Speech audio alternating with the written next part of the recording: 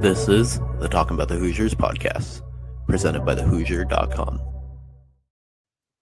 Hello and welcome. This is the Talkin Bout The Hoosiers podcast, presented by thehoosier.com. My name is Zach Bounty. I'm joined by Kyler Staley this afternoon. And Kyler, we've got some breaking news on our hands. Darren DeVries and the Hoosiers landing their third commitment out of the portal so far this offseason in the form of Davidson transfer forward Reed Bailey. What are your initial thoughts just quickly on Bailey, DeVries landing him out of Davidson? I think this is a big pickup. I feel like it's kind of came out of nowhere just a little bit. Over the past week, I would say so. You started to hear more and more about Reed Bailey, his interest level, Indiana's interest level and stuff. But obviously Indiana still has a lot of holes on their roster. But, one of the main things that they really needed to start kind of filling out was the front court, right?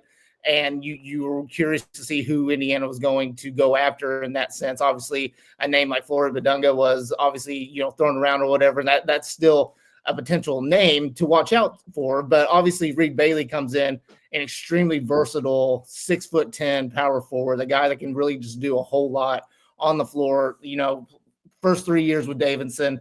Last year had a breakout year, I would say, in a lot of sense, led the A-10 in scoring. Was really effective when it comes to, stretching the ball or stretching the floor, scoring around the rim.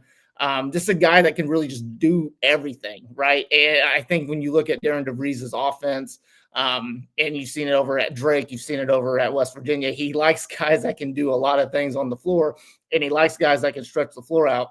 And Indiana obviously wanted to add, more shooting and stuff. And we've seen over the past few years, there was the hope that, Indiana would get some stretch for some guys like, like Mackenzie Mbako, hopefully, a guy that could probably stretch the floor. Obviously, he didn't play really in the right type of spot that Mike Woodson probably really needed him to. And obviously, you wanted guys like, Malik Renew to kind of do that in a sense as well. But Reed Bailey is just a guy that, will come in, probably start from day one, can be paired with any center, I guess you can do, and it'll work. It won't be, too clogged in the paint. It won't be, that kind of uncomfortable front court play that we've seen over the past few years at Indiana. Reed Bailey's just a guy that I think is going to end up being one of the more underrated pickups of the offseason at the college basketball level. I think you're exactly right. He was ranked the number 23 overall player according to the On3 industry average ranking this offseason so far. Let's quickly just touch on the numbers real quick. You talked about the career year, 18.8 points per game, 6.1 rebounds, 3.8 assists. He shot 41% from three, albeit it was 1.2 attempts per game this past season. So I guess quickly, do you buy into that three-point shooting? It was, I believe, 26% over his first 2 years at Davidson. Then all of a sudden it jumped up to 41% this year. Do you buy into the three-point shooting? Do you think he's a legitimate threat to shoot from three? Do you think he can bring that to Bloomington? I do. Now, obviously, when you're playing at the mid-major level and when you get established as a guy, like you are the best player on that team, and you kind of take over and you kind of build that confidence, like, hey, I can do whatever I want on this team or whatever and stuff. Now, I'm not saying that he won't come into Indiana and, still try to get a feel of what exactly he needs to do, what his role is, a lot of stuff. You see that at every single level, every single transfer is at least going to have some kind of struggle to at least start. But I do think that he's going to be pretty consistent when it comes to stretching the floor. Obviously, his strength is scoring around the rim, and he does that at a really phenomenal rate.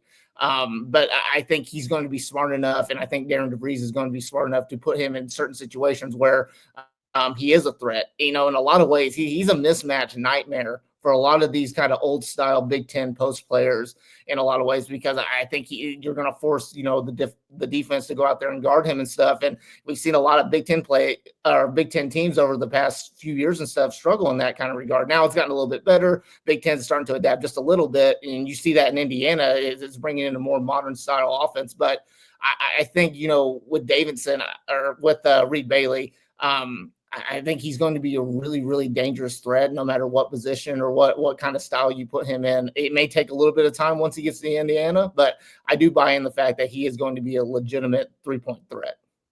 I think that's the kind of biggest thing he brings to Indiana is the fact that he can be versatile. There's not much he can't do on the offensive end of the floor. The defense is a different thing. He's not the strongest defender. He's a little bit more slender at 6'10", around 230 is what David's listed him as.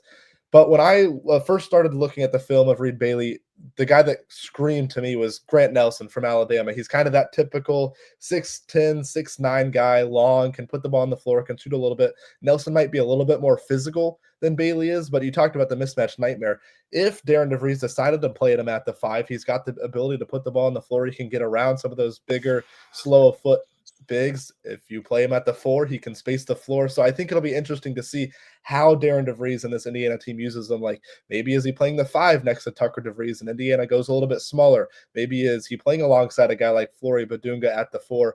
Who knows? But I think the versatility, the reliability, and he started 97 career games through 3 years at Davidson, so he's got the experience as well. And I think it'll be interesting to see how exactly he gets utilized. Yeah, and you just touched on just a little bit, experience, right? And that's what I like so far, what Indiana's kind of building. It's an experienced team. Now you do kind of, not really scratch your head a little bit or whatever, but like the guys that they have right now, besides Trent Sisley, the guys that they have only have 1 year of eligibility. So they will be obviously trying to fill in gaps, the following year. But, when it comes to experience and it comes to guys that can just contribute right away, Darren DeVries is doing a really, really good job in that. And you mentioned him being played with Tucker DeVries. Tucker DeVries is a great player. He's a mismatch nightmare in a lot of sense because he's a bigger guard in a lot of the sense. He's a guy that can play on the wing, and you can play. You can just play these guys right now. Other than Connor Enright, you can play these guys, and I'll include Trent Sisley right now as well. You can play them in multiple different spots. And I do think at a lot of times, Mike Woodson's system over the past 4 years, there were times where he did want these versatile players, but obviously he just didn't have the right versatile players, if that makes sense. He just didn't have the right guys where you could play them in modern spots. And he also didn't obviously try that a lot of the times, where I think Darren DeVries is going to come in. He's going to play some guys based on matchups, based on I guess who they play, whoever they go up against. It's going to be kind of a different look a lot of the times. And I think with a guy like Reed Bailey, like you mentioned, he can play the 5, he can play the stretch floor. He's a guy that you can play, and I wouldn't even be shocked if sometimes maybe he does play the wing in a lot of stuff. There's just a lot that you can do with him, a lot that you can do with Tucker DeVries, Trent Sisley, and whoever else they're going to bring in. There's a lot of things that they can do when it comes to playing against a Big Ten team or any team that they face. And Darren DeVries is doing a really good job, and I think he's going to continue to do a really good job. But when you talk about the transfer portal right now, I know fans are kind of getting a little stressed out because they don't have a full roster yet. Don't panic and stuff, because it's playing out the way it needs to play. And right now you're getting your solid core of guys. And I do think there's going to be a couple of big names that I do think Indiana will land in a lot of ways, whether that's the high school level, whether that's in the transfer portal, the core's coming together. And then finally, maybe this last, month or so, you can fill in the roster behind it. But I love the Reed Bailey pickup. I think it's going to be great to build that front court around him. And I think he's going to contribute right away. Of course, Reed Bailey, the 3rd addition via the transfer portal this offseason for Indiana, joining Connor Enright and joining Tucker DeVries. As always, to stay up to date on all of the latest news surrounding Indiana athletics, the transfer portal included football as well. It's a busy summer, a busy offseason for both the Hoosiers on the gridiron and on the hardwood. So make sure you head over to thehoosier.com. You can head over to the Hoosier on 3 on Twitter/X. You can head over to the Hoosier on 3 on Facebook. And of course, if you're watching this on the Hoosier on 3 on YouTube, make sure you hit subscribe and turn on those notifications as well. We'll have these breaking news style episodes. And then when Drew's back and Kyler can have those weekly episodes of Talking About the Hoosier as this offseason goes along. Again, thank you so much for tuning in. Make sure you stay up to date. Go over and subscribe to the Hoosier on 3, thehoosier.com. We're posting a ton of fantastic stuff, a lot of premium content on there. It's only $1 for the first month, then half off for the rest of the year. So make sure you head over and check it out. But for Kyler, I've been Zach Browning. Thanks so much for tuning in. We'll see you next time.